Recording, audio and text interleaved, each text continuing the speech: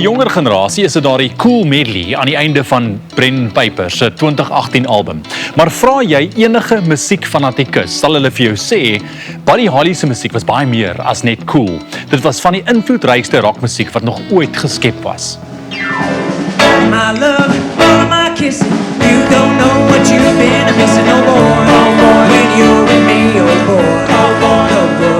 En nou maak die wêreld se suksesvolste rock en roll musiekblyspel sy terugkeer na die Suid-Afrikaanse verhoog met 'n ongelooflike Suid-Afrikaanse geselskap. Jethro, jy speel die legendariese Buddy Holly, and those are some pretty big shoes to fill. Tell me about the process of how you got yourself ready for this iconic role. Yeah, so it's been quite a process. We've been rehearsing for the past 6 weeks now. I auditioned back in October of 2022, and yeah, sent through a couple of songs, some acting parts, and eventually they were like, okay, we'd like to offer you the role. So since then, I've just had like all of Buddy's songs on repeat, listening to them as much as I can, trying to pick up some of the things he does. Let's rock and roll it.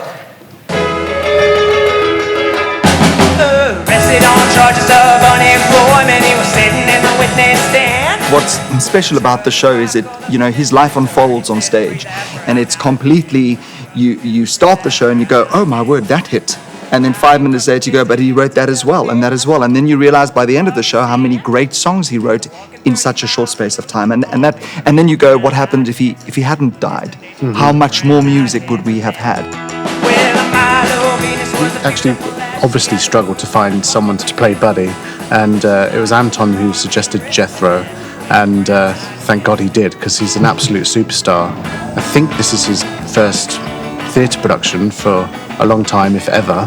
From day one of rehearsals, he came in, he had all the lines learned, all the music learned, and he's just growing and growing every day. And last night, the audience completely fell in love with him. And I think this is going to hopefully make him a big star.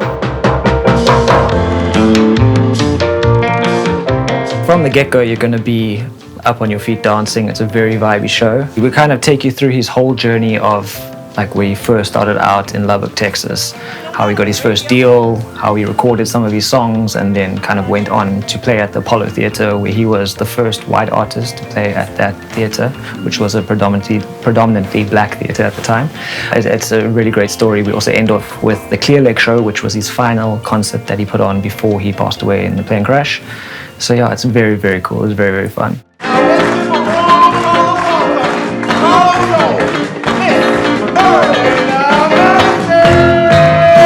Even though music has evolved so much through the years, it still has the same effect. Like when you hear a Buddy Holly song, you just want to dance.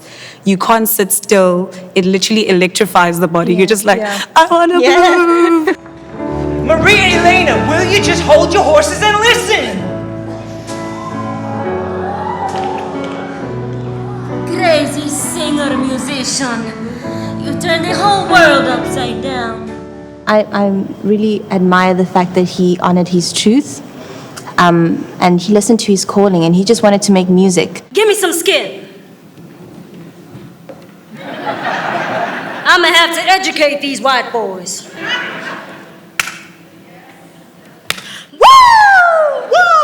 He did like break down racial barriers that were around at the time.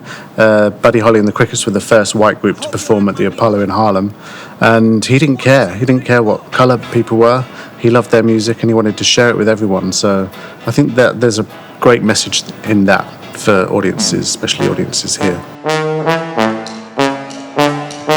Well, isn't there something quite special about the underdog?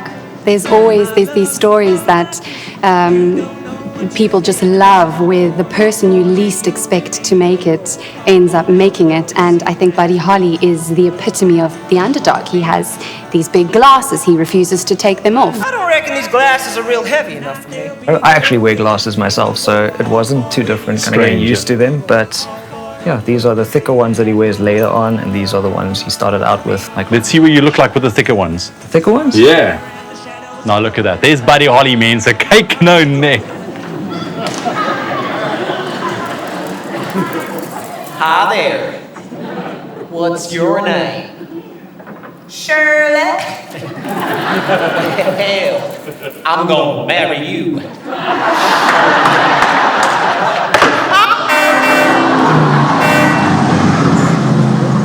weet dit is so lekker om na musiekblyspel soos hierdie te kyk, want soos julle reg sê, baie mense ken die naam Buddy Holly, maar hulle ken nie noodwendig die storie van Buddy Holly nie, en ook natuurlik die crickets.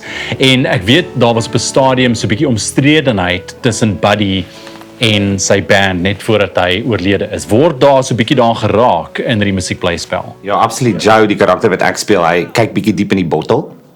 So, daar's 'n toneel waar ek waar ons bietjie te veel gedrink het en dan raak Buddy bietjie kwaad vir ons.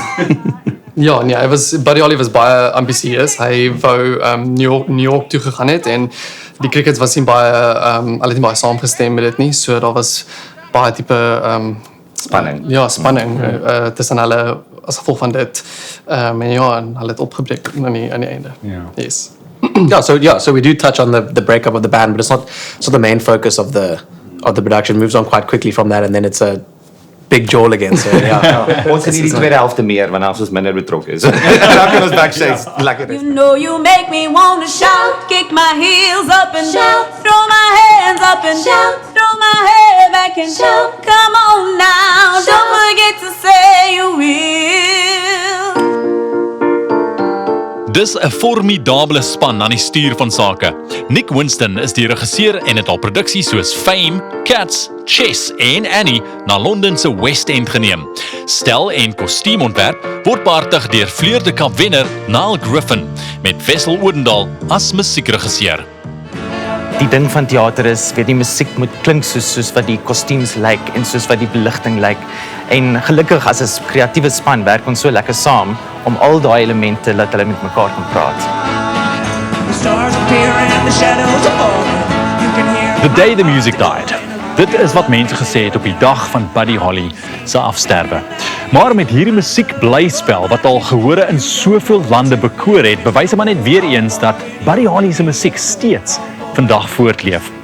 Buddy Holly, the Buddy Holly story, skuif nou vanaf die Artscape in Kaapstad na Monte Cassino se teatro vanaf die 21ste April tot die 28ste Mei. En doen jouself 'n guns, moet dit nie misloop nie.